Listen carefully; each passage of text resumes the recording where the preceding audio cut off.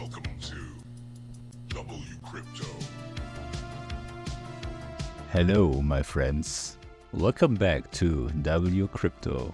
In the past 24 hours, about $1.2 billion was wiped out of the market, with roughly $1.09 billion coming from long positions. This marks the second largest liquidation event since December 2024, behind only last Monday's $1.65 billion flush of long positions. On the daily chart, money flow remains deeply in the red with no sign of turning upward. The MACD crossed below the signal line 2 days ago, and the relative strength index sits in oversold territory. Price is now hovering near the 109,000 horizontal level. Today's daily candle is pressing into this area and looks extended, which could point to further weakness, though confirmation is still needed. In moments like these, waiting for a clear signal is often the most reasonable approach. A similar setup appears on the weekly chart.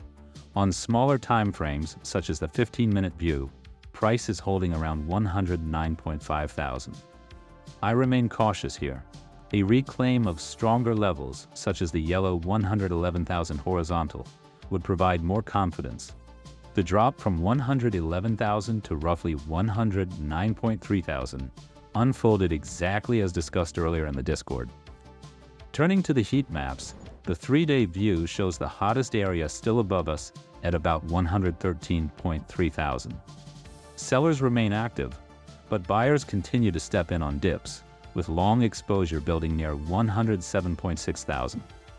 On the 1-week heat map, the clearest concentration sits higher, with the strongest zone near 116.2 thousand and a smaller cluster around 114.4 thousand.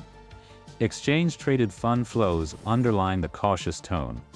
Yesterday showed a net outflow of roughly negative $253.4 million.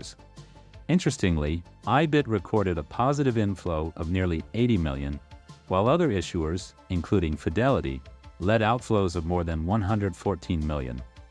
This suggests selective buying activity even in a weak market, particularly from larger institutions. In broader news, Juzi Holdings, a China-based company, announced board approval for up to $1 billion of investments across Bitcoin, Ethereum, and BNB.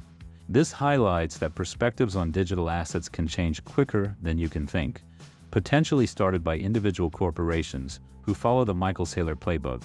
I will continue updating you daily. Join the free Discord for real-time chart chatter.